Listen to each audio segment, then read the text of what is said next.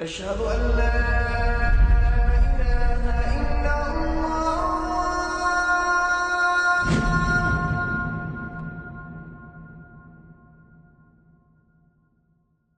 Raindrops media পরিবেশিত audio lecture series সেইরাহ। এই সিরিজে আলোচিত হবে পৃথিবীর বুকে শ্রেষ্ঠতম মানুষ রাসূলুল্লাহ মুহাম্মদ সাল্লাল্লাহু আলাইহি ওয়াসাল্লামের জীবন কথা।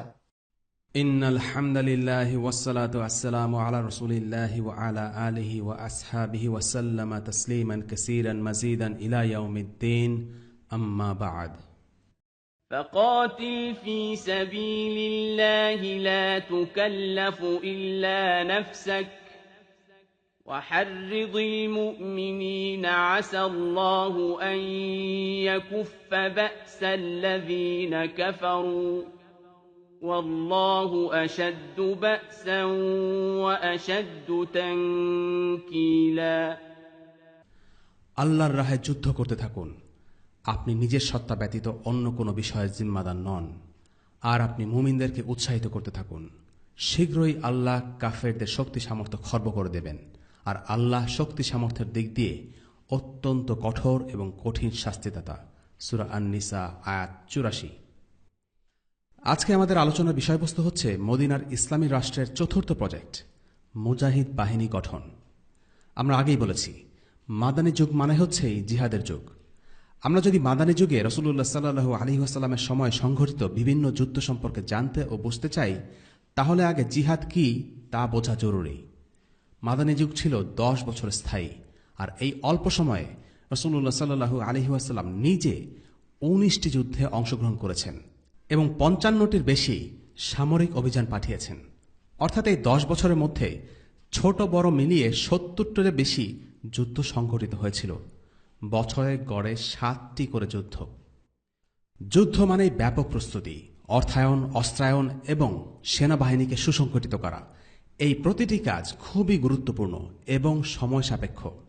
এছাড়াও তখনকার প্রযুক্তিতে আকাশপথের ব্যবহার ছিল না, তাই এক একটি অভিযান বা যুদ্ধস্থলে পায়ে হেঁটে বা ঘোড়ায় করে পৌঁছতে এবং সেখান থেকে ফিরে আসতে অনেক সময় লেগে যেত। এ থেকে বোঝা যায় মাদানী যুগ ছিল কেবলই যুদ্ধেরই যুগ, এবং এই যুদ্ধগুলোর পেছনে অনেক শ্রম, সময় ও অর্থ বিনিয়োগ করতে হয়েছে।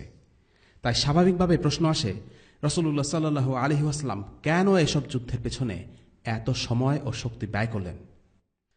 জিহাদ নিয়ে আলোচনা করা আরেকটি কারণে বিশেষ গুরুত্বপূর্ণ। তা হল, বর্তমানে জিহাদের ব্যাপারে নানা ধরনের বিতর্ক কুতর্ক তৈরি হয়েছে। জিহাদ কি, এর উদ্দেশ্য কি, এর পেছনে কারণ কি, জিহাদের শর্ত কি, কখন জিহাদ করতে হবে, কাদের বিরুদ্ধে জিহাদ করতে হবে, ইত্যাদি অনেক ব্যাপারে ভুল ধারণা রয়েছে। আমরা যদি রাসূলুল্লাহ সাল্লাল্লাহু আলাইহি ওয়াসাল্লামের জীবন কাছ থেকে দেখি, আন্তরিকভাবে বোঝার চেষ্টা করি, তাহলে প্রতিটি প্রশ্নের দ্ব্যর্থহীন জবাব পাওয়া সম্ভব ইনশাআল্লাহ। বর্তমানকালে ইসলামের শত্রুরা জিহাদের ধারণাকে বিকৃত করে দেওয়ার জন্য অনেক শ্রম ও অর্থ ব্যয় করছে। এর কারণ হল, মুসলিম বিশ্বে তাদের দখলদারিত্বকে তারা তখনই টিকিয়ে রাখতে পারবে যখন তারা মুসলিমদেরকে জিহাদ থেকে দূরে সরিয়ে রাখতে পারবে। আমাদের এই অঞ্চলের অতীত ইতিহাসে এর সবচেয়ে ভালো উদাহরণ হল কাদিয়ানী সম্প্রদায়। ব্রিটিশরা যখন ভারতীয় উপমহাদেশে দখলদারিত্ব করেছিল, তখন এখানকার আলিমদের সাথে মুসলিমরা ব্রিটিশদের বিরুদ্ধে জিহাদ শুরু করেন। এই জিহাদকে থামিয়ে দিতে ব্রিটিশরা মির্জা গোলাম কাদিয়ানীর সাথে আতাত শুরু করে। এই লোকটা ব্রিটিশদের সাথে এক হয়ে মুসলিমদের বিরুদ্ধে ষড়যন্ত্রে লিপ্ত হয়। মুসলিমদের মাঝে বিভ্রান্তি ও অনৈক্য সৃষ্টির উদ্দেশ্যে সে নিজেকে নবী হিসেবে দাবি করে, এবং অনেকেই তার অনুসারীও হয়। তার এই কাজের পেছনে ব্রিটিশদের রাজনৈতিক সহায়তা ছিল। মির্জা গোলাম কাদিয়ানী ভারতীয় উপমহাদেশের জিহাদের আন্দোলনকে ক্ষতিগ্রস্ত করার উদ্দেশ্যে এই মর্মে একটি ফতোয়া দেয় যে জিহাদের যুগ আর নেই, জিহাদের হুকুম রহিত হয়ে গেছে। পরবর্তীতে আলিমরা তার মিথ্যাচারের বিরুদ্ধে কলম ধরেন, এবং আলহামদুলিল্লাহ আমাদের কাছে এখন পুরোপুরি পরিষ্কার যে এই লোকটি ছিল একটা ভণ্ড ও মিথ্যুক। সে ছিল মূলত ব্রিটিশদের দালাল।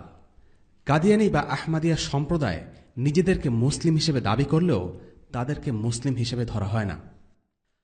কাদিয়ানীদের এই ফিতনা আমরা এখন সহজে বুঝতে পারলেও এই ধোঁয়াশা একদিনে কিন্তু কাটেনি। যখন ইসলামের বিরুদ্ধে শত্রুরা ষড়যন্ত্র করে, তখন সেটা বুঝে উঠতেই অনেকের সময় লেগে যায়।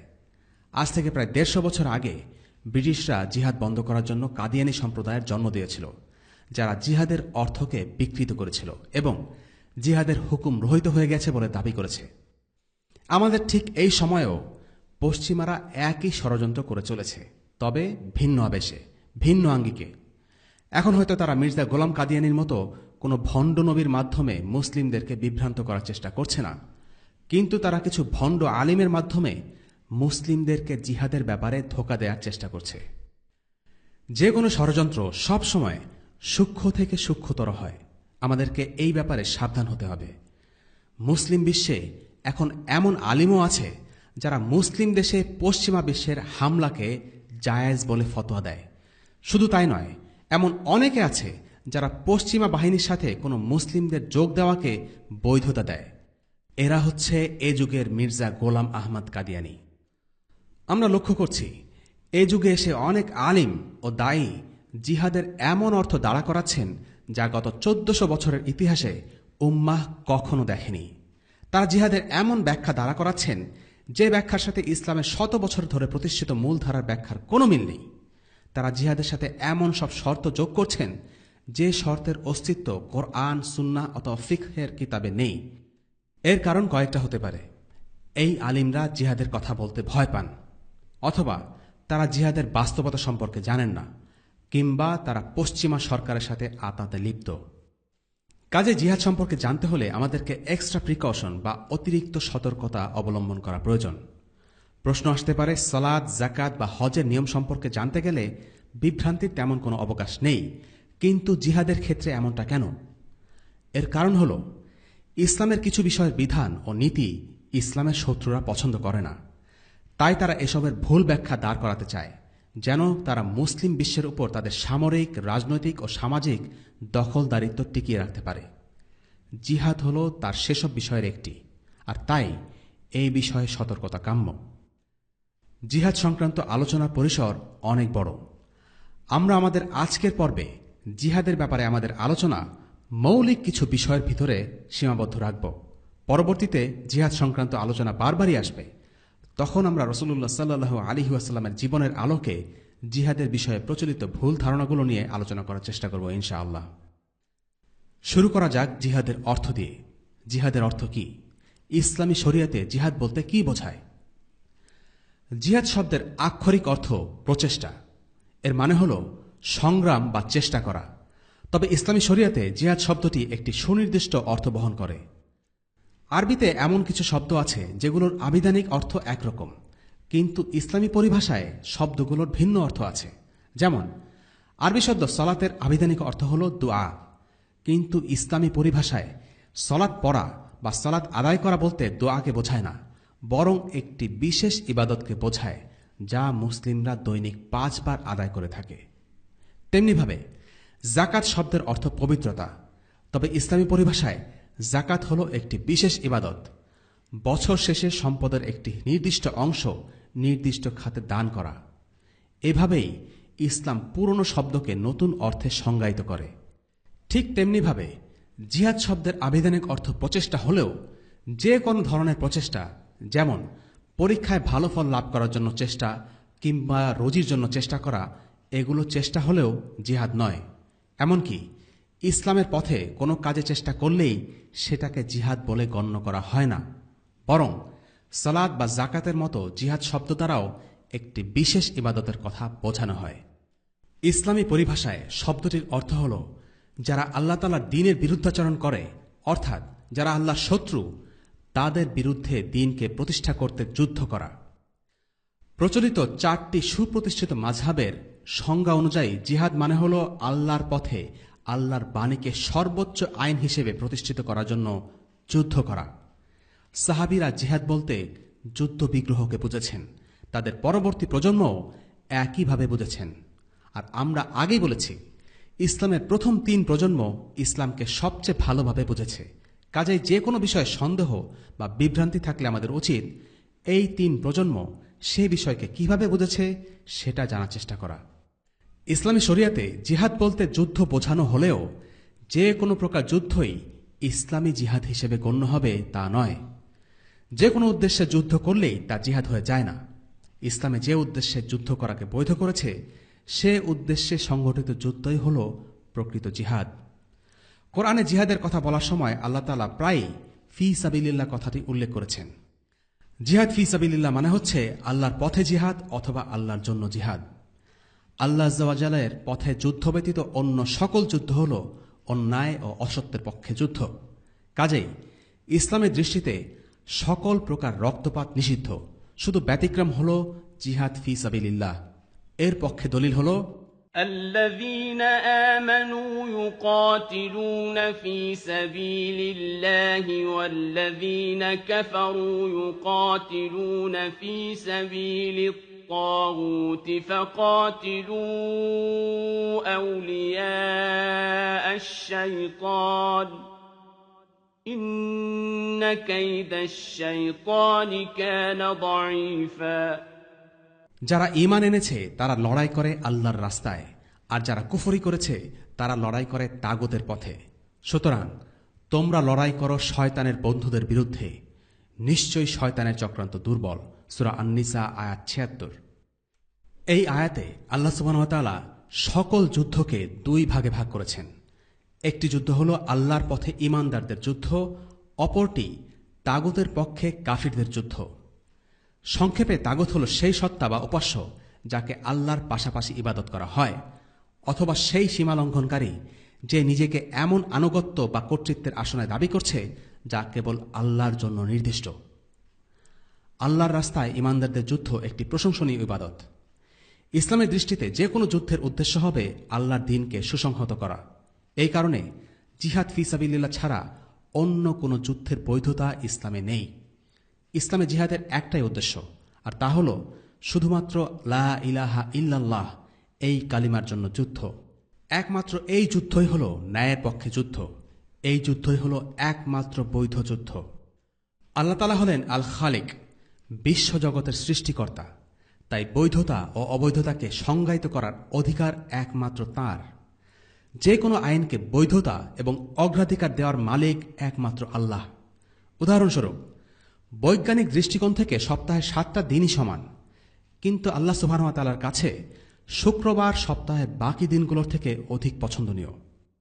ভৌগোলিক বা সৌর ক্যালেন্ডারের হিসাবে রমাদান মাসের সাথে অন্যান্য মাসের কোনো পার্থক্য নেই, কিন্তু আল্লাহ তাআলা অন্যান্য মাসের চেয়ে এই রমাদান মাসকে অধিক পছন্দনীয় মাস হিসেবে নির্ধারণ করেছেন। ঠিক একইভাবে তিনি যুলহিজ্জা মাসের অথবা জিলহজ মাসের প্রথম 10 দিনকে পছন্দ করেছেন। এই 10 দিনের আমলের জন্য বিশেষ পুরস্কার নির্ধারণ করেছেন। আবার রমাদানের শেষ 10 রাত খুবই গুরুত্বপূর্ণ, এবং এই শেষ 10 রাতের বিজোড় রাতগুলোর মধ্য থেকে আল্লাহ আযজা ওয়া জাল লাইলাতুল কদর নির্ধারণ করেছেন, যেটি বছরের শ্রেষ্ঠতম রাত। যে কোনো কিছুর পবিত্রতা ও যে কোনো কাজের বৈধতা প্রদানের মালিক কেবল আল্লাহ আযজা ওয়া জাল। এখন আসা যাক জিহাদ ফি সাবিলিল্লাহর মূল উদ্দেশ্য কি। জিহাদ ফি সাবিলিল্লাহর মূল উদ্দেশ্য হল মানুষকে অন্য সব কিছুর দাসত্ব থেকে মুক্ত করে শুধুমাত্র আল্লাহ তাআলার দাসে পরিণত করা। সুতরাং সৃষ্টির দাস না হয়ে বরং মানুষ সৃষ্টিকর্তার দাস হবে, এটাই মানুষের জন্য সাজে। কেননা মানুষ হল সৃষ্টির সেরা, এবং সৃষ্টির সেরা হয়ে সে আরেক সৃষ্টির ইবাদত করতে পারে না। মানুষ হয়ে সে অন্য মানুষের বানানো ধর্ম বা আদর্শের অনুসরণ করতে পারে না। জিহাদ ফি সাবিলিল্লাহ আল্লাহর দাসত্ব করার জন্য মানুষের জন্য একটি অনুকূল পরিস্থিতি সৃষ্টি করে, কারণ জিহাদ মুসলিম অমুসলিম সকলকে ইসলামের কল্যাণময় শাসনের ছায়াতলে নিয়ে আসে। ইসলামে কাউকে মুসলিম হওয়ার জন্য বাধ্য করা হয় না, তবে ইসলামী ব্যবস্থার মধ্যে থাকতে বাধ্য করা হয়, যাতে মানুষ ইসলামের সৌন্দর্য বুঝতে পারে এবং ইসলাম গ্রহণে উৎসাহী হয়। একটি হাদিসে রাসূলুল্লাহ সাল্লাল্লাহু আলাইহি ওয়াসাল্লাম বলেছেন, আল্লাহ সেই সব লোকদের দেখে অভিভূত হন যাদেরকে শেকলবদ্ধ করে জান্নাতে প্রবেশ করানো হয়েছে। একজন আলিম এই কথার ব্যাখ্যায় বলেছেন, এরা হলো সেসব লোক যাদেরকে অনিচ্ছা সত্ত্বেও ইসলামের মধ্যে প্রবেশ করানো হয়েছে এবং এর ফলে তারা জান্নাতে প্রবেশ করেছে। আমরা দেখি গড়পড়তা মানুষ দ্বীনের ব্যাপারে খুব একটা চিন্তিত নয় বা কনসার্ন না, হোক সে মুসলিম বা অমুসলিম। রাসূলুল্লাহ সাল্লাল্লাহু আলাইহি ওয়াসাল্লাম যখন মক্কাবাসীদের ডেকে বলেছিলেন, আমি এসেছি তোমাদেরকে এক কঠিন শাস্তির ব্যাপারে সতর্ক করতে, তখন আবু লাহাব কোনো পাত্তাই দেয়নি। উল্টো সে রাসূলুল্লাহ সাল্লাল্লাহু আলাইহি ওয়াসাল্লামকে বলেছিল, ধ্বংস হোক তোমার হাত, এসব অনর্থক আলাপ করার জন্যই কি তুমি আমাদের ডেকেছ? আবু লাহাবের বিরক্তির কারণ হল সে তার দুনিয়াবী কাজকর্ম বন্ধ করে এসেছিল এই ভেবে যে রাসূলুল্লাহ সাল্লাল্লাহু আলাইহি ওয়াসাল্লাম গুরুত্বপূর্ণ কিছু বলবেন। আল্লাহ রসুলের বক্তব্য খুবই গুরুত্বপূর্ণ ছিল সত্যি, কিন্তু আবু লাহাবের কাছে তা গুরুত্বপূর্ণ মনে হয়নি, কারণ সেখানে দুনিয়ার লাভের কোনো কথা নেই। তাই যখন আবু লাহাব দেখতে পেল যে রাসূলুল্লাহ সাল্লাল্লাহু আলাইহি ওয়াসাল্লাম সবাইকে তাওহীদের পথে ডাকছেন, তখন সে খুব রেগে গেল। ওই সময়ই আল্লাহ তাআলা সূরা লাহাব নাজিল করেন। মৌখিক দাওয়া আর জিহাদের পার্থক্য হল, জিহাদ হল এমন একটি পন্থা যা মানুষকে ইসলামকে গুরুত্বের সাথে বিবেচনা করতে বাধ্য করে, যা অনেক সময় মুখের কথাতে হয় না। মাক্কী জীবনের ১৩ বছরের দাওয়াতি কার্যক্রমে খুব অল্প লোকই মুসলিম হয়েছিল, কিন্তু যখন সাহাবারা মদিনায় এসে জিহাদ ফি সাবিলিল্লাহ শুরু করলেন এবং লোকেরা ইসলামের ছায়াতলে আসলো, তখন তারা তাদের কথা গুরুত্বের সাথে নিতে বাধ্য হল, কারণ তখন তাদের হাতে কর্তৃত্ব ছিল। তারা শাসন ক্ষমতাকে কাজে লাগিয়ে দাওয়াত দিয়েছেন বিধায় এই দাওয়াহ অনেক কার্যকরী হয়েছিল। মানুষ দলে দলে ইসলামে প্রবেশ করেছিল।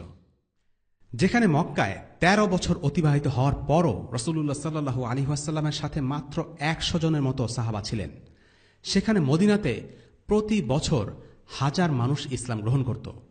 মক্কা বিজয়ের সময়ে অংশ নিয়েছিল ১০,০০০ মুসলিম, বিদায় হজে অংশ নিয়েছেন ৯০,০০০, আর যখন রাসূলুল্লাহ সাল্লাল্লাহু আলাইহি ওয়াসাল্লাম ইন্তেকাল করলেন, তখন তার জানাজা পড়েছিলেন ১,১৪,০০০ মুসলিম। এই পরিসংখ্যানটি দেখিয়ে দেয় জিহাদের মাধ্যমে ইসলাম রাষ্ট্রীয়ভাবে কার্যকরী হলে কত দ্রুত ইসলাম মানুষের মধ্যে ছড়িয়ে পড়ে। অনেকেই প্রশ্ন করে, ইসলাম পালন করতে হলে কি ইসলামী রাষ্ট্র থাকতেই হবে? বাস্তবতা হচ্ছে, অন ইসলামিক শাসন ব্যবস্থা কখনোই ইসলামের উত্থান মেনে নিতে পারে না।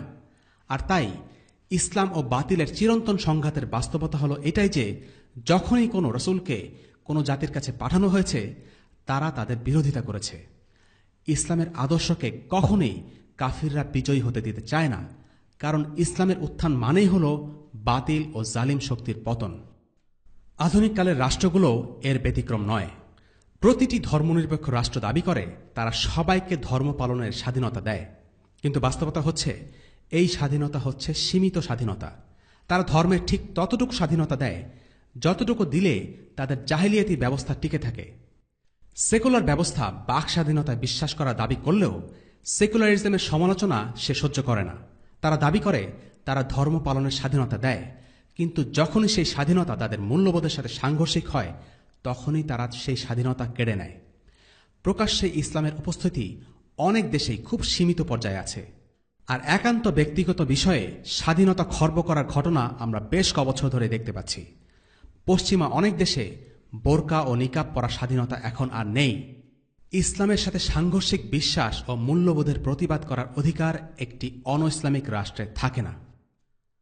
কুফরি শক্তি সবসময় ইচ্ছে করে একটা দম বন্ধ করা পরিস্থিতি তৈরি করে রাখে, যেন সমাজের মানুষ ইসলাম থেকে দূরে থাকে, ইসলামের প্রতি আগ্রহী না হয়। মক্কায় ঠিক তাই হয়েছিল। কুরাইশদের প্রোপাগান্ডায় মক্কার অনেক মুশরিকরাই আগ্রহ থাকা সত্ত্বেও ইসলাম গ্রহণ করেনি।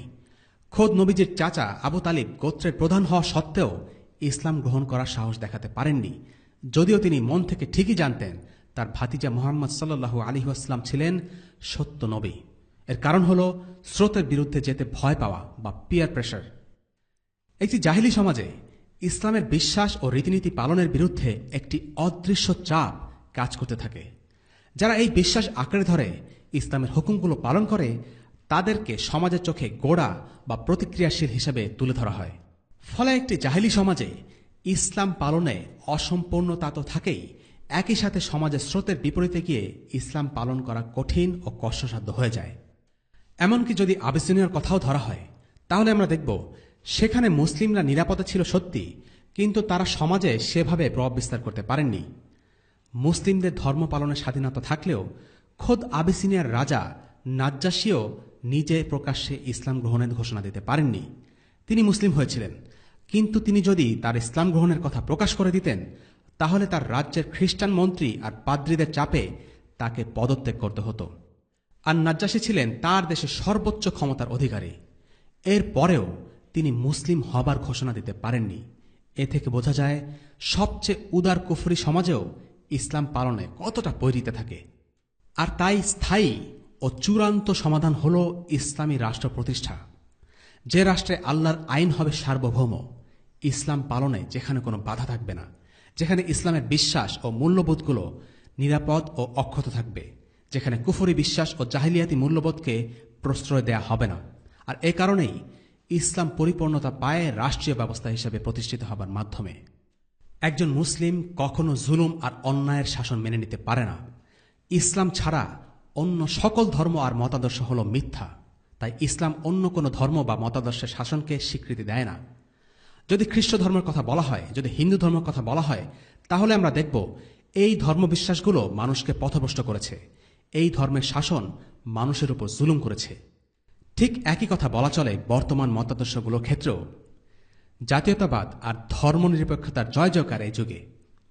গণতন্ত্র আর শান্তি প্রতিষ্ঠার নামে জাতিসংঘ আর রাষ্ট্রীয় বৈধতার লাইসেন্সে যে পরিমাণ খুনোখুনি, সম্পদ লুণ্ঠন, দখলদারিত্ব আর জুলুম হয়েছে তা পৃথিবীর ইতিহাসে আর কখনো হয়নি।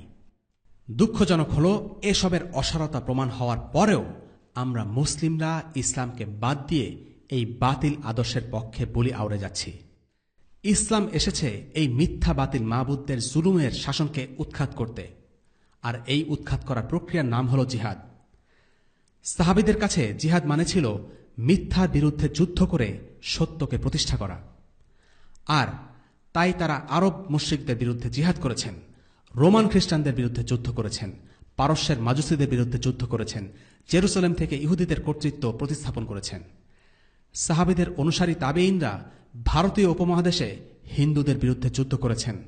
এভাবে করেই পৃথিবীর একটা বড় অংশ ইসলামের আইন, নীতি ও ইনসাফের শাসন প্রতিষ্ঠা লাভ করেছে।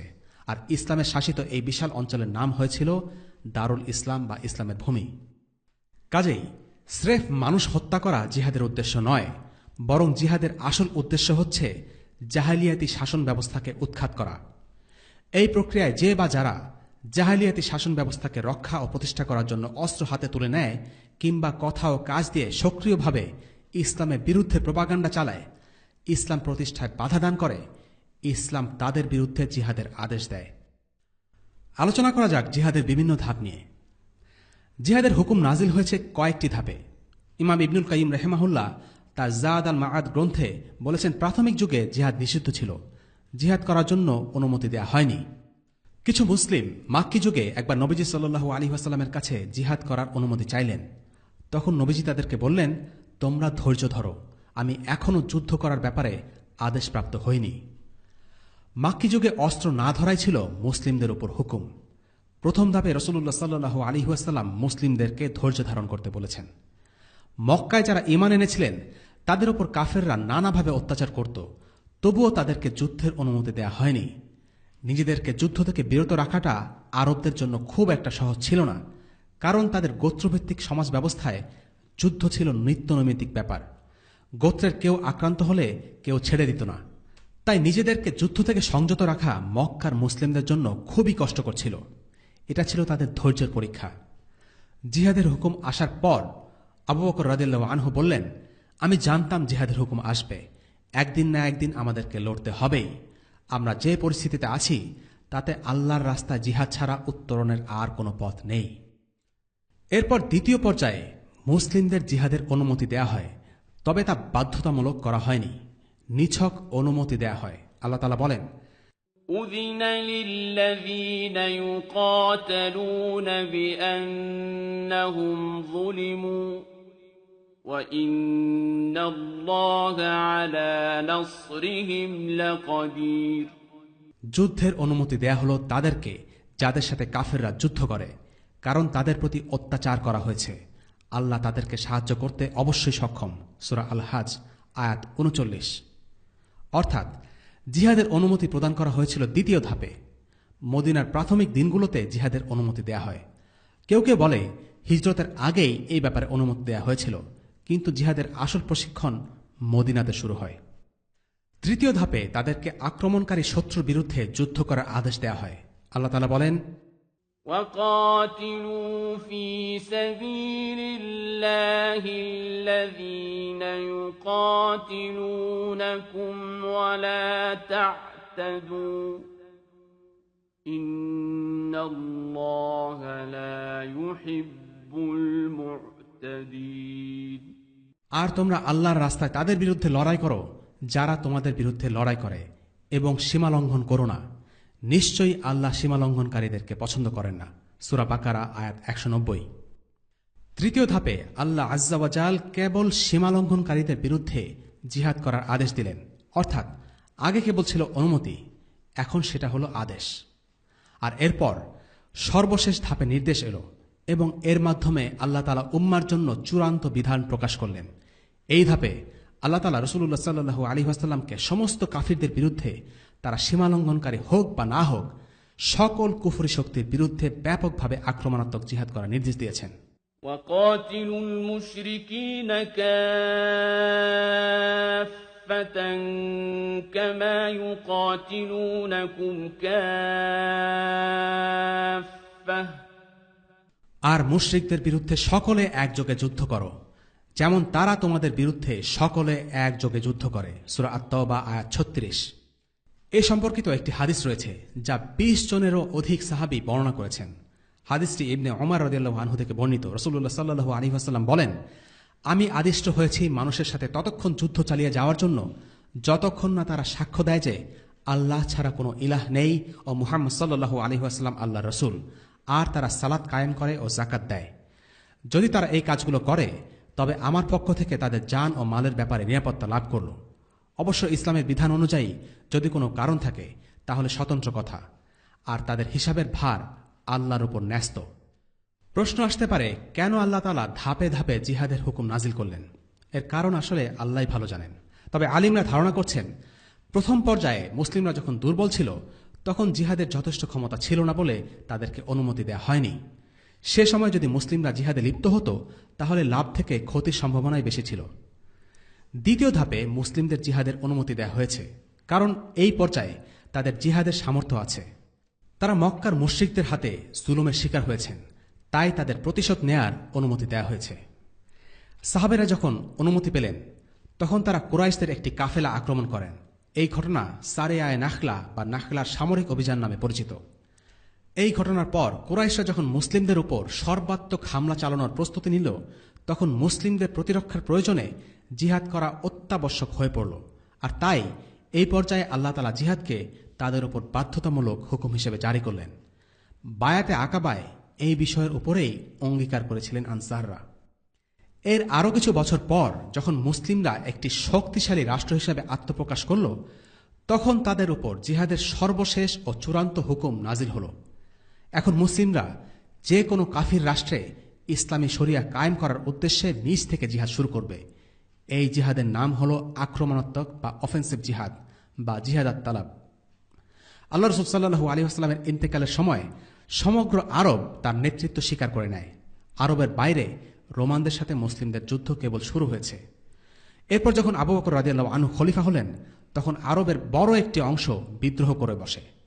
আবু বকর রাদিয়াল্লাহু আনহু প্রথমেই সেই বিদ্রোহগুলো দমন করেন এবং আরবে স্থিতিশীলতা ফিরে এলে তিনি রোমান ও পারস্য দুই ফ্রন্টেই ব্যাপক জিহাদের সূচনা করেন। এরপর এলেন ওমর ইবনুল খাত্তাব রাদিয়াল্লাহু আনহু। তার অধীনে মুসলিমরা জিহাদের মাধ্যমে যে পরিমাণ অঞ্চল দ্রুততার সাথে বিজয় করে তা বিস্ময়কর। তার সময় পারস্য সাম্রাজ্য ধ্বংস হয়ে যায় এবং রোমান সাম্রাজ্যের একটি বড় অংশ মুসলিমদের অধিকারে চলে আসে। সিরিয়া, ইরাক, মিশর, ইরান এই অঞ্চলগুলো তার সময় মুক্ত হয়। এরপর ওসমান রাদিয়াল্লাহু আনহু এলেন এবং তিনি এই ধারা অব্যাহত রাখেন। তবে তার খিলাফতকালে শেষ 2 বছর অভ্যন্তরীণ গোলযোগের সূচনা হলে এই বিজয়ধারা স্তীমিত হয়ে আসে। আর আলী রাদিয়াল্লাহু আনহুর খিলাফতকালে পুরো সময়টা জুড়েই ছিল ফিতনা আর অস্থিরতা, যে কারণে তখন কোনো আক্রমণাত্মক জিহাদ সংঘটিত হয়নি। এরপর যখন ওমাইয়া বংশ ক্ষমতা এলো তখন আবার মুসলিম বিশ্ব জিহাদ শুরু করে এবং দারুল ইসলামের পরিধি বাড়তে থাকে। কিন্তু আব্বাসীয় খিলাফতের অধীনে খুব একটা নতুন অঞ্চল বিজয় হয়নি, কারণ আব্বাসীয় খলিফারা বিলাসিতায় ডুবে থাকতেন। জিহাদের প্রতি তাদের তেমন কোনো আগ্রহ ছিল না। আব্বাসীয় খিলাফতের সময়টায় মুসলিম বিশ্বে শিল্প, সংস্কৃতি, সভ্যতার উন্নতি ঘটে। কিন্তু জিহাদ বিমুখিতার কারণে এই সময়টায় 2টো বড় ফিতনা আবির্ভূত হয়। প্রথম ফিতনা ছিল ক্রুসেডারদের ফিতনা। তারা জেরুসালেম সহ মধ্যপ্রাচ্যের গুরুত্বপূর্ণ কিছু জায়গা দখল করে নেয়। আর দ্বিতীয় ফিতনা ছিল বর্তমানকালের মঙ্গোলিয়া থেকে আগত তাতারদের ফিতনা। এই ফিতনার মাধ্যমে আব্বাসীয় পরিবারের পতন ঘটে। এই দুটো ফিতনা আপতিত হওয়ার পর মুসলিম বিশ্বে আবার প্রতিরোধমূলক বা আত্মরক্ষামূলক জিহাদের আবেদন ও প্রয়োজনীয়তা তৈরি হয় এবং আল্লাহর ইচ্ছায় মুসলিমরা এই দুটো শক্তিকে পরাজিত করে মুসলিম ভূমিগুলো ফিরিয়ে আনে। এই দুটো শক্তির বিরুদ্ধে জিহাদ চলেছিল প্রায় 100 বছর ধরে। এ সময়টা আরও একটি ফিতনা ছিল, মিশরে ফাতিমীয় শিয়াদের উত্থান। তাদেরকেও সফলভাবে দমন করা হয়। এরপর আসে উসমানীয়রা, বা যাদেরকে আমরা অটোম্যান হিসেবে জানি। উসমানীয় শাসকরা বেশ দৃঢ়চেতা এবং জিহাদমুখী ছিলেন, আর তাদের হাত ধরে একটি বড় বিজয় মুসলিমদের আল্লাহ উপহার দেন, আর তা হল কুস্তুন্তনিয়া বা আজকের তুরস্কের ইস্তাম্বুল বিজয়। এই বিজয়ের মাধ্যমে রোমান সাম্রাজ্যের একটি বড় ঘাঁটির পতন ঘটে। উসমানীয় সুলতানরা ইউরোপে আক্রমণাত্মক জিহাদ অব্যাহত রাখেন। ফলে ইউরোপের বলকান অঞ্চলগুলো বা এখনকার সার্বিয়া, বসনিয়া, ক্রোয়েশিয়া, ম্যাসেডোনিয়া এই অঞ্চলগুলো মুসলিমদের কর্তৃত্বে আসে। মুসলিম উম্মার ইতিহাসে সর্বশেষ জিহাদ আত-তালাব বা অফেন্সিভ জিহাদ সংগঠিত হয়েছিল উসমানী খিলাফতের অধীনে 1699 সালে ভিয়েনার বিরুদ্ধে। সেই যুদ্ধে মুসলিমরা হেরে যায় এবং এরপর মুসলিমরা আর কখনো কাফির ভূমিতে শরিয়া কায়েমের উদ্দেশ্যে জিহাদ পরিচালনা করেনি। এর কারণ হল তখন থেকে মুসলিমরা আক্রমণাত্মক জিহাদ পরিচালনার জন্য সামর্থ্য হারিয়ে ফেলে। পরবর্তী ইতিহাস পতনের ইতিহাস, যা নিয়ে আমরা গত পর্বে আলোচনা করেছি। আর বর্তমানকালে যেসব জিহাদ চলছে সেগুলো হলো প্রতিরক্ষামূলক জিহাদ বা জিহাদ দিফা। এই জিহাদগুলো হল কুফরি রাজনৈতিক ও সামরিক শক্তিকে মুসলিম ভূমি থেকে উচ্ছেদ করে শরিয়া পুনঃপ্রতিষ্ঠার উদ্দেশ্যে জিহাদ। আমরা দেখতে পাচ্ছি উম্মাহ যখনই অন্তর্কোন্দলে লিপ্ত হয়ে পড়েছে, যখন সে জিহাদ থেকে মুখ সরিয়ে নিয়েছে, তখনই উম্মার পতন শুরু হয়েছে। আর যখন উম্মাহ জিহাদের দিকে প্রত্যাবর্তন করেছে, আল্লাহ তাদের সম্মান দিয়েছেন। আজকের মুসলিমদের এই দুরবস্থা থেকে উত্তরণ কিভাবে হবে তা নিয়ে অনেকে অনেক রকম সিলেবাস দেন, কিন্তু আমরা যদি ইতিহাস দেখি, একটি শিক্ষা বারবারই আসবে, আর তা হল উম্মতের পুনর্জাগরণ বা রিভাইভালের সিলেবাস থেকে আমরা যদি জিহাদকে বাদ দেই, তবে আমরা বারবারই লাঞ্ছিত হব। আজকে আমরা মনে করি মুসলিমরা যদি পশ্চিমাদের মতো দুনিয়াবী বিষয়ে উন্নতি সাধন করে, তবেই মুসলিমরা আবারও হারানো গৌরব ফিরে পাবে। কিন্তু রাসূলুল্লাহ সাল্লাল্লাহু আলাইহি ওয়াসাল্লাম বলেছেন, যখন তোমরা ইনাহ ব্যবসা করবে এবং গরুর লেজ ধরে কেবল চাষবাস নিয়েই সন্তুষ্ট থাকবে আর জিহাদ ত্যাগ করে বসবে, তখন আল্লাহ তোমাদের উপর এমন লাঞ্ছনা চাপিয়ে দেবেন যা তোমাদের হৃদয় থেকে ততক্ষণ পর্যন্ত দূর করবেন না, যতক্ষণ না পর্যন্ত তোমরা দ্বীনের প্রতি প্রত্যাবর্তন করছ। কাজেই মুসলিমরা যতই কৃষিকাজ, বিজ্ঞান, শিক্ষা, সংস্কৃতি আর শিল্পে উন্নতি করুক না কেন, তারা যদি জিহাদ ছেড়ে দেয়, তবে লাঞ্ছনা আর পরাজয় অবধারিত। এবার আলোচনা করা যাক কোরআনের কিছু আয়াত নিয়ে, যেসব আয়াতে আল্লাহ তাআলা জিহাদ ফি সাবিলিল্লাহর উদ্দেশ্য সম্পর্কে উল্লেখ করেছেন। আল্লাহ তাআলার দ্বীন বিজয়ী না হওয়া পর্যন্ত যুদ্ধ করে যাওয়া জিহাদের উদ্দেশ্য। আল্লাহ তাআলা বলেন, وَقَاتِلُوهُمْ حَتَّى لَا تَكُونَ فِتْنَةٌ وَيَكُونَ الدِّينُ كُلُّهُ لِلَّهِ। আর তাদের সাথে যুদ্ধ করতে থাকো যতক্ষণ না ভ্রান্তি শেষ হয়ে যায় এবং আল্লাহর সমস্ত হুকুম প্রতিষ্ঠিত হয়ে যায়। সূরা আনফাল আয়াত 39। এই আয়াতের ব্যাখ্যায় ওস্তাদ সৈয়দ কুতুব রাহিমাহুল্লাহ বলেন, মুসলিমদের আরেকটি দায়িত্ব হল ইসলামী দাওয়ার পথে যে কোনো শক্তি বা দুশমনকে ধ্বংস করে দেওয়া, যারা এই দাওয়াতের পথে প্রতিবন্ধকতা হিসেবে কাজ করে। হতে পারে তারা মানুষকে ইসলামের পথে আহ্বান করার স্বাধীনতা দেয় না, কিংবা তারা ইসলাম গ্রহণে মানুষকে বাধা দেয়, অথবা ইসলাম গ্রহণের পথে মানুষকে ফিতনায় ফেলে দেয়। মুসলিমদের দায়িত্ব এমন সমস্ত শক্তির বিরুদ্ধে লড়াই করে যাওয়া যতক্ষণ না পর্যন্ত এমন কোন শক্তি অবশিষ্ট থাকে যারা মানুষকে ইসলাম গ্রহণের পথে ফিতনা হয়ে দাঁড়ায়।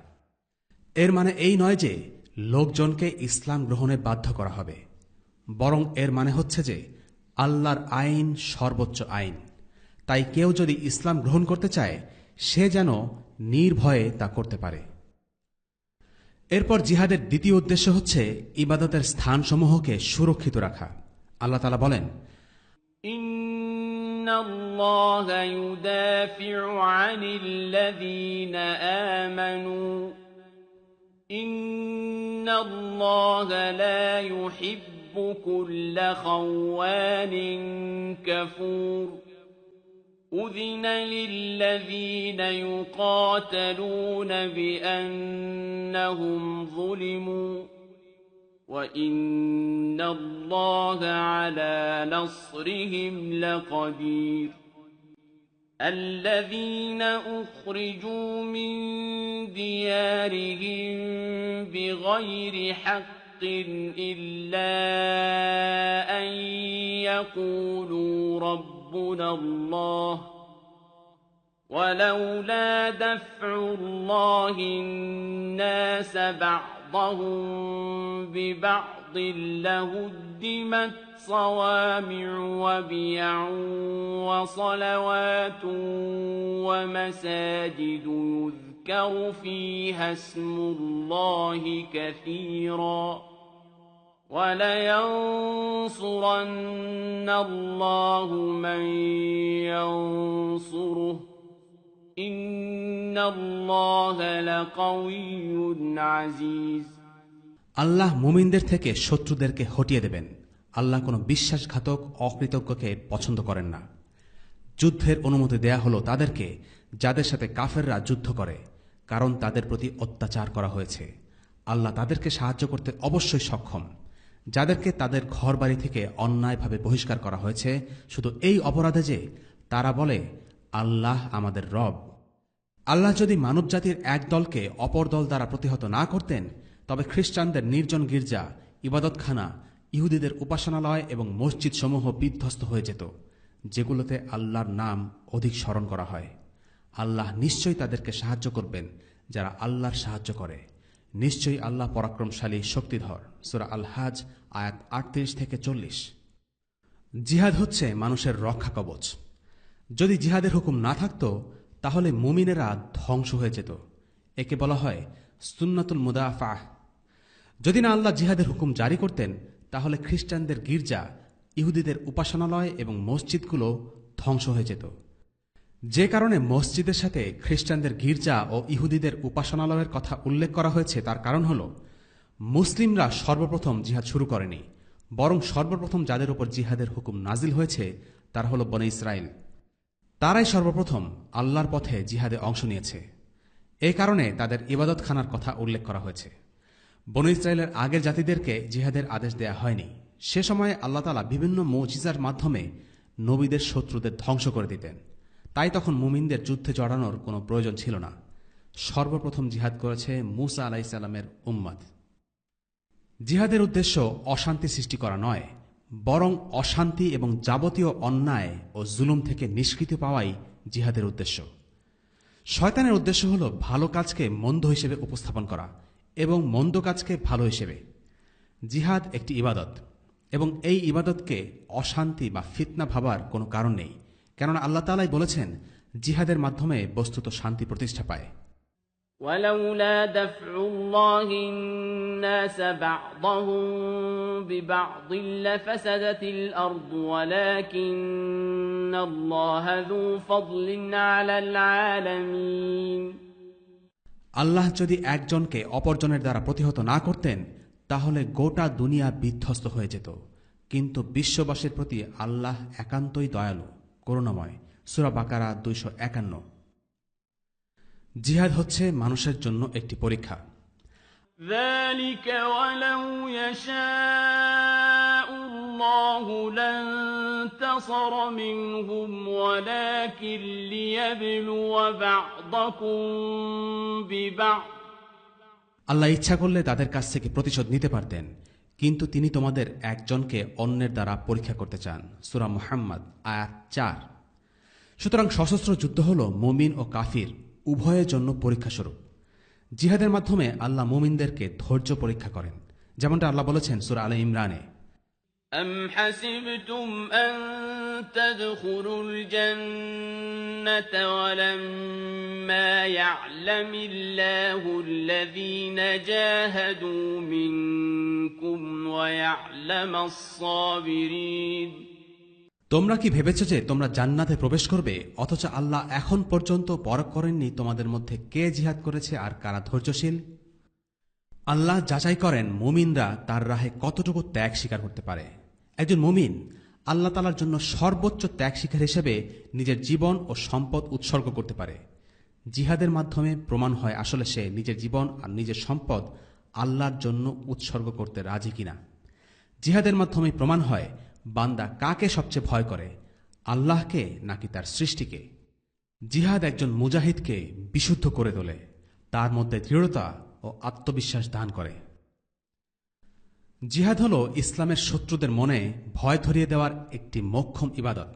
আল্লাহ বলেন, وَأَعِدُّوا لَهُم مَّا اسْتَطَعْتُم مِّن قُوَّةٍ وَمِن رِّبَاطِ الْخَيْلِ تُرْهِبُونَ بِهِ عَدُوَّ اللَّهِ وَعَدُوَّكُمْ وَآخَرِينَ مِن دُونِهِمْ لَا تَعْلَمُونَهُمُ اللَّهُ يَعْلَمُهُمْ وَمَا تُنفِقُوا مِن شَيْءٍ فِي سَبِيلِ اللَّهِ يُوَفَّ إِلَيْكُمْ وَأَنتُمْ لَا تُظْلَمُونَ। তোমরা কাফিরদেরকে মোকাবেলা করার জন্য যথাসাধ্য শক্তি ও সদাসজ্জিত অশ্ববাহিনী প্রস্তুত রাখবে, যা দ্বারা আল্লাহর শত্রু ও তোমাদের শত্রুদেরকে ভীত সন্ত্রস্ত করবে। এছাড়া অন্যান্যদেরকেও, যাদেরকে তোমরা জানো না কিন্তু আল্লাহ জানেন। আর তোমরা আল্লাহর পথে যা কিছু ব্যয় করো তার প্রতিদান তোমাদেরকে পুরোপুরি প্রদান করা হবে, তোমাদের প্রতি কম দিয়ে অত্যাচার করা হবে না। সূরা আনফাল আয়াত 60। তিনি আরো বলেন, قاتلوهم يعذبهم الله بأيديكم ويخزهم وينصركم عليهم ويشف صدور قوم مؤمنين ويذهب غيظ قلوبهم ويتوب الله على من يشاء والله عليم حكيم। যুদ্ধ করো ওদের সাথে, আল্লাহ তোমাদের হস্তে তাদের শাস্তি দেবেন, তাদের লাঞ্ছিত করবেন, তাদের বিরুদ্ধে তোমাদের জয়ী করবেন এবং মুসলমানদের অন্তরসমূহ শান্ত করবেন আর দূর করবেন তাদের মনের ক্ষোভ। আর আল্লাহ যার প্রতি ইচ্ছা ক্ষমাশীল হবেন। আল্লাহ সর্বজ্ঞ প্রজ্ঞাময়। সূরা আত-তাওবা আয়াত 14 এবং 15। জিহাদের মাধ্যমে আল্লাহ তাআলা কাফিরদের ষড়যন্ত্রকে ধূলিসাৎ করে দেন। তিনি বলেন, فلم تقتلوهم ولكن الله قتلهم وما رميت إذ رميت ولكن الله رمى وليبلي المؤمنين منه بلاء حسنا إن الله سميع عليم ذلكم وأن الله موهن كيد الكافرين। সুতরাং তোমরা তাদেরকে হত্যা করনি, বরং আল্লাহই তাদেরকে হত্যা করেছেন। আর আপনি মাটির মুষ্টি নিক্ষেপ করেননি যখন তা নিক্ষেপ করেছিলেন, বরং তা নিক্ষেপ করেছিলেন স্বয়ং আল্লাহ, যেন ঈমানদারদের প্রতি ইহসান করতে পারেন যথার্থভাবে। নিঃসন্দেহে আল্লাহ শ্রবণকারী, পরিজ্ঞাত। আর এমনিভাবেই আল্লাহ নস্যাৎ করে দেবেন কাফেরদের সমস্ত কলাকৌশল। সূরা আনফাল আয়াত 17 এবং 18। ما كان الله ليذر المؤمنين على ما أنتم عليه حتى يميز الخبيث من الطيب وما كان الله ليطلعكم على الغيب ولكن الله يجتبي من رسله من يشاء فآمنوا بالله ورسله وإن تؤمنوا وتتقوا فلكم أجر عظيم। অসৎকে সৎ থেকে পৃথক না করা পর্যন্ত তোমরা যে অবস্থায় আছো আল্লাহ মুমিনদেরকে সে অবস্থা ছেড়ে দিতে পারেন না, এবং আল্লাহ তোমাদেরকে গায়েবের বিধান জ্ঞাত করেন না। তবে আল্লাহ তার রসুলগণের মধ্য থেকে যাকে ইচ্ছে বেছে নেন। কাজেই তোমরা আল্লাহ এবং তার রসুলগণের প্রতি ঈমান আনো। যদি তোমরা ঈমান আনো আর তাকওয়া অবলম্বন করো তাহলে তোমাদের জন্য আছে মহাপুরস্কার। সূরা আল ইমরান আয়াত 179। এভাবে জিহাদ ভালো থেকে খারাপকে আলাদা করে ফেলে।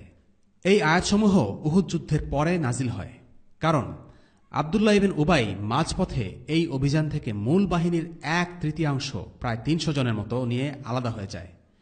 জিহাদ হলো এমন একটি আমল যার মাধ্যমে অন্তরের রোগ ধরা পড়ে। যেমন মুনাফিকরা মুসলিমদের সাথে বেশ ভালোভাবেই মিশে গিয়েছিল, কিন্তু তাদের আসল চেহারা প্রকাশ পেত জিহাদের সময়। এ কারণে আল্লাহ তাআলা তাদের সম্পর্কে বলেছেন, তারা কি লক্ষ্য করে না প্রতি বছর তারা 2-1 বার বিপর্যস্ত হচ্ছে? সূরা আত-তাওবা আয়াত 126। এই আয়াতের মাধ্যমে ইঙ্গিত করা হচ্ছে যে রাসূলুল্লাহ সাল্লাল্লাহু আলাইহি ওয়াসাল্লামের সময় প্রতি বছর প্রায় 1টি অথবা 2টি যুদ্ধ সংঘটিত হতো, আর তখন মুনাফিকদের নিফাক প্রকাশ পেত। জিহাদের ডাক আসলে মুনাফিকরা শুরুর দিকে জিহাদে অংশ নিত ঠিকই, কিন্তু যখনই তারা বিপদের গন্ধ পেত মুনাফিকরা ময়দান ছেড়ে চলে যেত বা জিহাদে অংশ নিতে চাইত না। উল্লেখ্য, ইসলামের জঘন্যতম গুনাহের মধ্যে একটি হচ্ছে জিহাদের ময়দান থেকে পিছু হটা। এভাবে জিহাদ মুমিন আর মুনাফিকদের পৃথক করে দেয়। জিহাদের আরেকটি গুরুত্বপূর্ণ উদ্দেশ্য হল মুসলিমদের জান ও মালকে নিরাপদে রাখা। বিভিন্ন পরিস্থিতিতে প্রতিরক্ষার প্রয়োজনে জিহাদ করতে হয়। যেমন, প্রথম পরিস্থিতি, যদি কাফিরদের ভূমিতে মুসলিমরা কুফর শক্তি দ্বারা আক্রান্ত হয়। যদি কোনো কাফির দেশে মুসলিমরা স্বাধীনভাবে ও নিরাপদে দিন পালন করতে না পারে ও জুলুমের শিকার হয় এবং সেখান থেকে তারা অন্য কোনো নিরাপদ জায়গায় হিজরত করতে সমর্থ না হয়, তাহলে অন্যান্য দেশে অবস্থানরত সামর্থ্যবান মুসলিমদের দায়িত্ব হল সেনাবাহিনী জড়ো করে সেসব কাফিরদের উপর আক্রমণ করা যারা মুসলিমদের উপর অত্যাচার করছে। অর্থাৎ এই জিহাদ হল অসহায় দুর্বল মুসলিমদের প্রতিরক্ষার জন্য জিহাদ।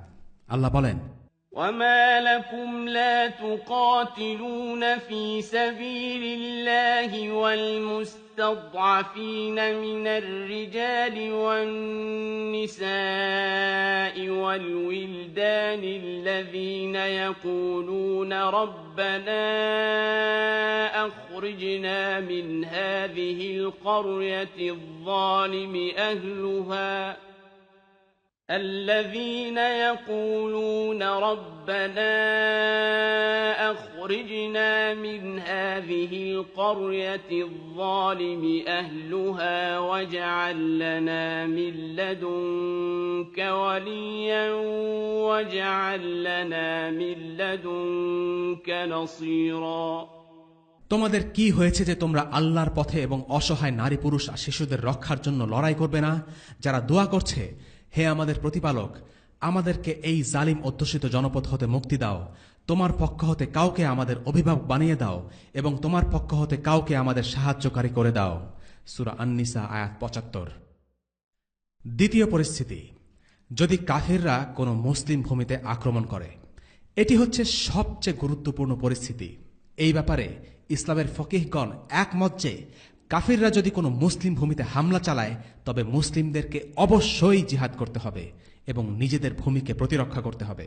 কেননা যদি তারা মুসলিমদের ভূমি দখল করে তবে তারা মুসলিমদের উপর সমানে অত্যাচার করবে এবং ইসলামের আইনকে বাতিল করে দিয়ে মানবরচিত আইন দিয়ে মুসলিম ভূমি শাসন করতে থাকবে। এটা হচ্ছে একটি বড় ফিতনা। এই ফিতনার বিরুদ্ধে জিহাদ বাধ্যতামূলক। ইমাম ইবনে কুদামা রাহিমাহুল্লাহর মতে 3টি পরিস্থিতিতে জিহাদ করা ফরজে আইন হয়ে যায়। এর মধ্যে একটি হল যখন কাফিররা কোনো মুসলিম ভূমিতে আক্রমণ করে, তখন সেই মুসলিম ভূমির প্রত্যেক মুসলিমের উপর জিহাদ করা ফরজে আইন, অর্থাৎ ব্যক্তিগতভাবে ফরজ বা আবশ্যকীয় হয়ে যায়। তৃতীয় পরিস্থিতি, ইসলামের শত্রুরা যদি নিজেদের কাফির নাগরিকের উপর জুলুম অত্যাচার করে। আল্লাহ বলেন, كدأب آل فرعون والذين من قبلهم كذبوا بآياتنا فأخذهم الله بذنوبهم والله شديد العقاب। তাদের স্বভাব ফিরআউনের দল এবং তাদের আগের লোকদের মতো যারা আমার আয়াতগুলোকে মিথ্যা প্রতিপন্ন করেছে। সুতরাং আল্লাহ তাদের গুনাহের দরুন তাদেরকে পাকড়াও করলেন। আল্লাহ শাস্তি দানে অত্যন্ত কঠোর। সূরা আলে ইমরান আয়াত 11। নিশ্চয়ই আল্লাহ তাআলা জুলুমকে হারাম করেছেন, এমনকি কাফিরদের উপর জুলুম করাও হারাম। সে জুলুম মুসলিম করুক আর কাফিররা করুক। ইসলামে ন্যায়ের শাসন প্রতিষ্ঠায় জোর দেয়। সামর্থ্য থাকা সত্ত্বেও মুসলিমরা যদি মজলুমদের সাহায্য না করে তবে তারা গুনাহগার হবে। শাইখ সাল্লাবী বলেন, মাজলুম কাফিরদের সাহায্য করাও ইনসাফ প্রতিষ্ঠার একটি অংশ। একজন মুসলিম একজন কাফিরকে তার কুফরির কারণে ঘৃণা করে, কিন্তু একই সাথে সে একজন কাফিরের সাথে ন্যায়সঙ্গত আচরণ করে। চতুর্থ পরিস্থিতি, যখন কাফিররা ইসলামী দাওয়াতের পথে বাধা হয়ে দাঁড়ায়, তখন তাদের সাথে জিহাদ করা অবশ্য কর্তব্য হয়ে যায়। এটা নিয়ে একটু আগেই আমরা আলোচনা করেছি। এবার আসা যাক আমাদের আজকের পর্বের মূল আলোচনায়, অর্থাৎ মুজাহিদ বাহিনী গঠন নিয়ে, যা আমরা প্রথমে উল্লেখ করেছিলাম। রাসূলুল্লাহ সাল্লাল্লাহু আলাইহি ওয়াসাল্লাম যে বাহিনী গড়ে তুলেছিলেন তাকে ঠিক প্রচলিত অর্থে সেনাবাহিনী বলা যায় না, কারণ তারা পেশাদার সৈনিক ছিলেন না, বরং তাদেরকে বলা চলে মিলিশিয়া বা বেসামরিক যোদ্ধা। তাদের সামরিক প্রশিক্ষণ ছিল, কিন্তু তারা নিয়মিত সেনাবাহিনীর অন্তর্ভুক্ত ছিলেন না। পুরোপুরি পেশাদার সেনাবাহিনী গড়ে উঠেছিল আরও অনেক পরে, খোলাফায়ে রাশিদিনের সময়কালে। রাসূলুল্লাহ সাল্লাল্লাহু আলাইহি ওয়াসাল্লামের সময়ে জিহাদে অংশগ্রহণ করার জন্য সবাইকে 5টি শর্ত পূরণ করতে হতো। শর্তগুলো হল: 1. ইসলাম, অর্থাৎ তাকে মুসলিম হতে হবে। 2 নম্বর, বয়প্রাপ্ত হতে হবে, অর্থাৎ প্রাপ্তবয়স্ক হতে হবে। 3 নম্বর, মানসিকভাবে সুস্থ থাকতে হবে। 4 নম্বর, এমন কোনো শারীরিক ত্রুটি না থাকা যা থাকলে যুদ্ধে অংশ নেয়া সম্ভব হবে না। এবং 5 নম্বর, আর্থিক সামর্থ্য থাকা। এই ব্যাপারটি গুরুত্বপূর্ণ ছিল, কারণ প্রত্যেক যোদ্ধার খরচ বহন করার মতো সামর্থ্য রাসূলুল্লাহ সাল্লাল্লাহু আলাইহি ওয়াসাল্লামের ছিল না। প্রত্যেককে নিজের খরচ নিজেকেই বহন করতে হতো। রাসূলুল্লাহ সাল্লাল্লাহু আলাইহি ওয়াসাল্লাম সাহাবীদেরকে সামরিক প্রশিক্ষণ দিয়েছিলেন। সাহাবীরা শারীরিকভাবে শক্ত সামর্থ্য ছিলেন, তারা যে কোনো ধরনের কাজ করতেন, তাতে তাদের যথেষ্ট শারীরিক দক্ষতা ছিল। তবে কিছু ক্ষেত্রে তাদের দক্ষতা অর্জনের প্রয়োজন ছিল, যেমন মক্কা ও মদিনার আশেপাশে কোনো সমুদ্র ছিল না, তাই তারা সাঁতার জানতেন না। রাসূলুল্লাহ সাল্লাল্লাহু আলাইহি ওয়াসাল্লাম তাদেরকে সাঁতার শেখার নির্দেশ দেন। তিনি তাদেরকে তীর চালনা, লক্ষ্যভেদ ইত্যাদি নানা রকম সামরিক দক্ষতায় দক্ষ করে তুলেছিলেন। সামরিক প্রস্তুতি নেয়ার ব্যাপারে কোরআনে আল্লাহ বলেছেন, তোমরা কাফিরদের মোকাবিলা করার জন্য যথাসাধ্য শক্তি ও সদাসজ্জিত অশ্ববাহিনী প্রস্তুত রাখবে, যা দ্বারা আল্লাহর শত্রু ও তোমাদের শত্রুদেরকে ভীত সন্ত্রস্ত করবে। এছাড়া অন্যান্যদেরকেও, যাদেরকে তোমরা জানো না কিন্তু আল্লাহ জানেন। আর তোমরা আল্লাহর পথে যা কিছু ব্যয় করো তার প্রতিদান তোমাদেরকে পুরোপুরি প্রদান করা হবে। তোমাদের প্রতি কম দিয়ে অত্যাচার করা হবে না। সূরা আনফাল আয়াত 60।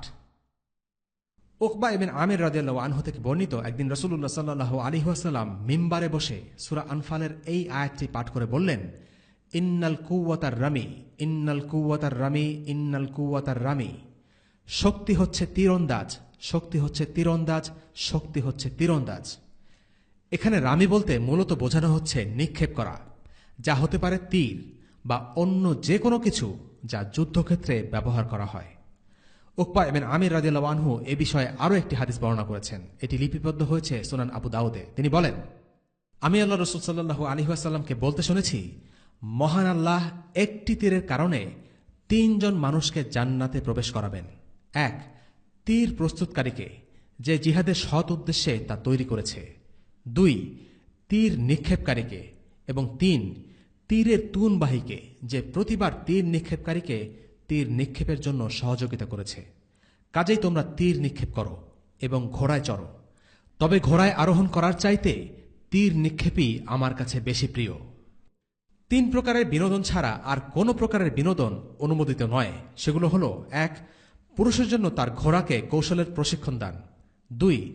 নিজ স্ত্রীর সাথে আমোদ প্রমোদ করা। এবং 3. তীর ধনুক চালনার প্রশিক্ষণ দেওয়া। যে ব্যক্তি তীর নিক্ষেপের প্রশিক্ষণ নেয়ার পর বিরাগভাজন হয়ে যায়, তার ব্যবহার ছেড়ে দেয়, সে যেন এক উত্তম নিয়ামত ত্যাগ করল। সে নিয়ামত ত্যাগ করল এবং অকৃতজ্ঞ হল। এরকম আরও একটি বর্ণনা পাওয়া যায়, যেখানে 3টির বদলে 4টির কথা বলা হয়েছে, এবং চতুর্থটি হল নিজে সাঁতার শেখা এবং অন্যদেরকে তা শেখানো। সুতরাং এই 4টি জিনিস ইবাদত হিসেবে গণ্য হবে, এবং অন্যান্য বিনোদনমূলক উপকরণ সময় নষ্ট ছাড়া আর কিছুই নয়। এগুলো ছিল জিহাদের জন্য শারীরিক বা জাগতিক প্রস্তুতি। জিহাদের জন্য আরেক প্রকার প্রস্তুতি ছিল আত্মিক প্রস্তুতি। কোরআনে জিহাদ বিষয়ক অসংখ্য আয়াত আছে, যা একজন মুসলিমকে জিহাদের ময়দানের জন্য আত্মিকভাবে প্রস্তুত হতে ও জিহাদের ব্যাপারে উদ্বুদ্ধ হতে সাহায্য করে।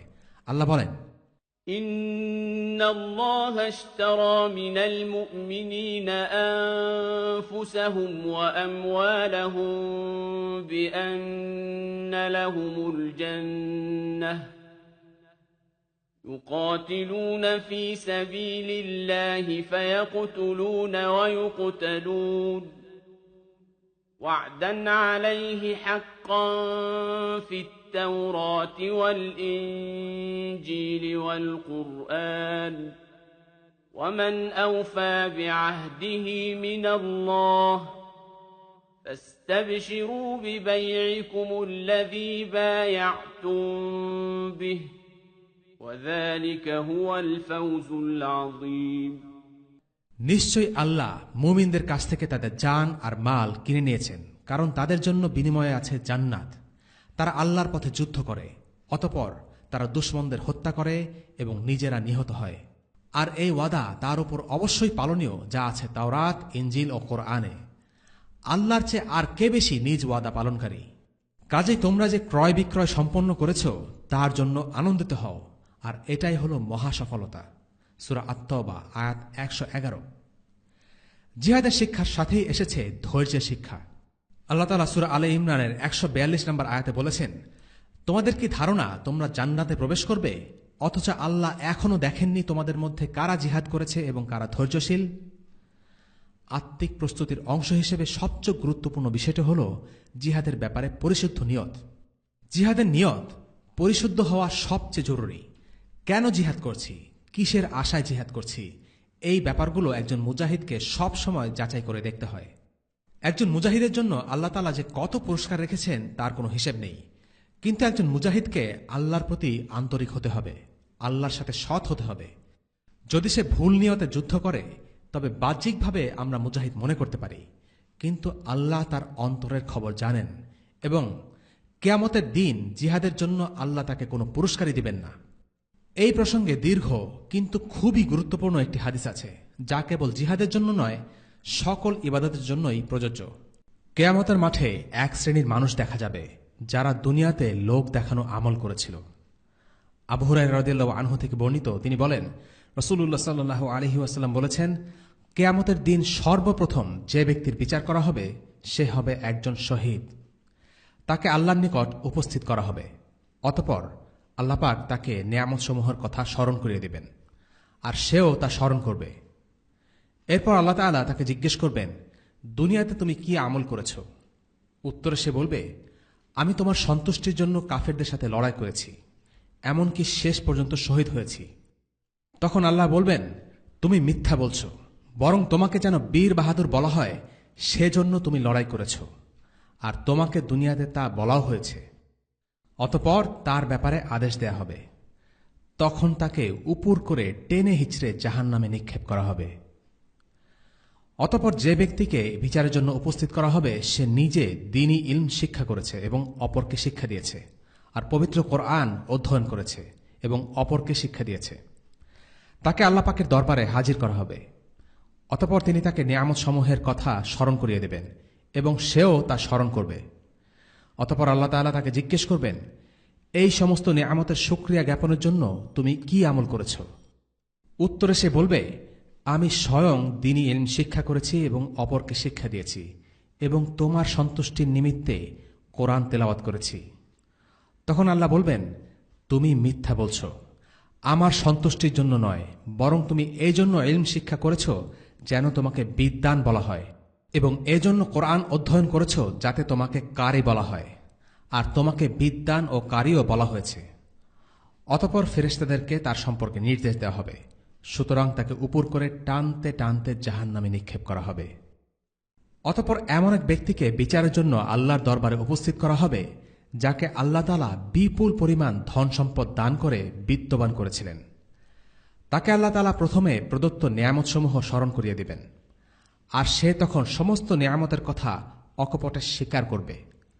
অতঃপর তিনি তাকে জিজ্ঞেস করবেন, এই সমস্ত নিয়ামতের শুকরিয়ায় তুমি কি আমল করেছ? উত্তরে সে বলবে, যে সমস্ত ক্ষেত্রে ধন সম্পদ ব্যয় করলে তুমি সন্তুষ্ট হবে, তোমার সন্তুষ্টির জন্য সেসব খাতের একটি পথেও ব্যয় করতে ছাড়িনি।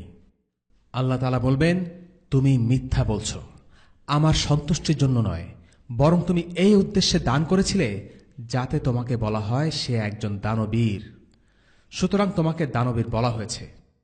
এরপর ফেরেশতাদেরকে তার সম্পর্কে নির্দেশ দেয়া হবে। নির্দেশ অনুযায়ী তাকে উপর করে টানতে টানতে জাহান্নামে নিক্ষেপ করা হবে। হাদিসটি বর্ণিত আছে সহিহ মুসলিম শরীফে 1905 নম্বর হাদিস, নেতৃত্ব অধ্যায়ে। জিহাদের জন্য আত্মিক প্রস্তুতির আরেকটি দিক হল নিজের অন্তর থেকে দুনিয়ার প্রতি ভালোবাসাকে তুচ্ছ করে দেয়া, আখিরাতকে ভালোবাসা এবং আখিরাতকে নিজের চূড়ান্ত গন্তব্য হিসেবে বিশ্বাস করতে শেখা। কারণ জিহাদ হল এমন একটি ইবাদত যা মানুষকে একেবারে মৃত্যুর মুখে ঠেলে দেয়, আর যে মৃত্যুকে ভয় পায় না, দুনিয়ার মোহকে সে ত্যাগ করতে জানে। আমরা একটু আগে উল্লেখ করেছিলাম, নিশ্চয়ই আল্লাহ মুমিনদের কাছ থেকে তাদের জান আর মাল কিনে নিয়েছেন, কারণ তাদের জন্য বিনিময়ে আছে জান্নাত। তারা আল্লাহর পথে যুদ্ধ করে, অতঃপর দুশমনদের হত্যা করে এবং নিজেরা নিহত হয়। আমরা আমাদের আজকের পর্ব শেষ করব জিহাদের কিছু ফজিলত বর্ণনা করে। 1 নম্বর, আবু হুরায়রা রাদিয়াল্লাহু আনহু থেকে বর্ণিত, তিনি বলেন, এক ব্যক্তি রাসূলুল্লাহ সাল্লাল্লাহু আলাইহি ওয়াসাল্লামের কাছে এসে বলল, আমাকে এমন কাজের কথা বলে দিন যা জিহাদের সমতুল্য হয়। তিনি বলেন, এরকম কিছু নেই। এরপর তিনি বললেন, তুমি কি এতে সক্ষম হবে যে মুজাহিদ যখন বেরিয়ে যায় তখন তুমি মসজিদে প্রবেশ করবে এবং দাঁড়িয়ে ইবাদত করতে থাকবে এবং এতটুকু আলস্য করবে না, আর সিয়াম পালন করতে থাকবে এবং সিয়াম ভাঙবে না? লোকটি বলল, তা কার সাধ্য? আবু হুরায়রা রাদিয়াল্লাহু আনহু মন্তব্য করেন, মুজাহিদ তখনও নেকি পায় যখন তার ঘোড়া রশিতে বাঁধা অবস্থায় ঘোরাঘুরি করে। এই হাদিস থেকে বোঝা যায় যে একজন মুজাহিদের সওয়াব ক্রমাগত সালাত ও সিয়াম রাখার চেয়ে বেশি। 2 নম্বর, মুসলিমরা যখন তাবুকের যুদ্ধ থেকে ফিরে আসলো তখন রাসূলুল্লাহ সাল্লাল্লাহু আলাইহি ওয়াসাল্লাম মুআয ইবনে জাবাল রাদিয়াল্লাহু আনহুকে ডেকে বললেন, তুমি যদি জানতে চাও তবে আমি তোমাকে দ্বীনের মূল ভিত্তি, স্তম্ভ আর চূড়া সম্পর্কে বলবো। ইসলাম হলো দ্বীনের ভিত্তি, এর স্তম্ভ হলো সালাত, আর এর চূড়া হলো জিহাদ ফি সাবিলিল্লাহ। 3 নম্বর, ওমর ইবনে উবাইদুল্লাহর আজাদকৃত দাস আবু নাজার রাদিয়াল্লাহু আনহু থেকে বর্ণিত, তিনি বলেন, আমি ওমর ইবনে উবাইদুল্লাহর লেখক ছিলাম। তিনি বলেন, আমার নিকট আব্দুল্লাহ ইবনে আওফা রাদিয়াল্লাহু আনহু একটি চিঠি লেখেন। তখন আমি হারুরিয়ার দিকে অভিযানে বের হয়েছিলাম। আমি চিঠিটি পড়লাম। তাতে লেখা ছিল, কোনো এক সম্মুখ সমরে আল্লাহ রাসূল সাল্লাল্লাহু আলাইহি ওয়াসাল্লাম সূর্য ঢলে যাওয়া পর্যন্ত অপেক্ষা করলেন। এরপর তিনি সাহাবীদের সামনে দাঁড়িয়ে ঘোষণা দিলেন, শোনো, তোমরা শত্রুর সাথে যুদ্ধে অবতীর্ণ হওয়ার আকাঙ্ক্ষা করো না এবং আল্লাহ তাআলার কাছে নিরাপত্তার দোয়া চাইবে। কিন্তু যদি তোমরা কখনো শত্রুর সম্মুখীন হও তখন ধৈর্য ধারণ করবে। জেনে রেখো, তরবারের ছায়াতলে জান্নাত। এবং 4 নম্বর, যায়েদ ইবনে খালিদ আল জুহানী রাদিয়াল্লাহু আনহু থেকে বর্ণিত, রাসূলুল্লাহ সাল্লাল্লাহু আলাইহি ওয়াসাল্লাম বলেছেন, যে ব্যক্তি কোনো মুজাহিদের যুদ্ধোপকরণ সংগ্রহ করে দিল সেও জিহাদে অংশগ্রহণ করল, আর যে ব্যক্তি কোনো মুজাহিদের পরিবার পরিজনের তত্ত্বাবধান করল সেও জিহাদে অংশ নিল। সবশেষে বলা যায়, সামরিক প্রশিক্ষণের উপর এই ব্যাপক গুরুত্ব দেখিয়ে দেয় মুসলিমরা একটি সর্বাত্মক যুদ্ধের দিকে ধাবিত হচ্ছিল। এই ধরনের ক্ষেত্রে পুরো সমাজের ব্যাপক সামরিকায়ন করা হয় এবং সমাজের মনোযোগ ও প্রচেষ্টার একটা বড় অংশকে সমরশক্তির পেছনে ব্যয় করা হয় যেন তারা নিজেদের প্রতিরক্ষা করতে পারে। রাসূলুল্লাহর সময়ে এভাবেই মুসলিম সমাজ নিজেকে প্রস্তুত করেছিল। নবগঠিত ইসলামী রাষ্ট্রকে রক্ষা করার জন্য রাসূলুল্লাহ সাল্লাল্লাহু আলাইহি ওয়াসাল্লাম মুসলিমদেরকে তাদের জান, মাল, কথা দিয়ে কাফিরদের সাথে যুদ্ধ করার নির্দেশ দিয়েছেন। আজকের পর্ব এতটুকুই। পরবর্তী পর্বে আমরা আলোচনা করব মদিনার প্রাথমিক যুগের কিছু ঘটনা এবং সামরিক অভিযানের সূচনা নিয়ে ইনশাআল্লাহ। ওয়াসাল্লাল্লাহু আলা সাইয়্যিদিনা মুহাম্মদ ওয়া আলা আলিহি ওয়া আসহাবিহি ওয়া সাল্লাম। আলহামদুলিল্লাহি রাব্বিল আলামিন। আসসালামু আলাইকুম ওয়া রাহমাতুল্লাহি ওয়া বারাকাতুহু। রেইনড্রপস মিডিয়ার অন্যান্য প্রজেক্ট সম্পর্কে জানতে ভিজিট করুন www.raindropsmedia.org অথবা ফেসবুক পেজ www.facebook.com/raindropsmedia অথবা ইউটিউব চ্যানেল www.youtube.com/raindropsmediaorg2015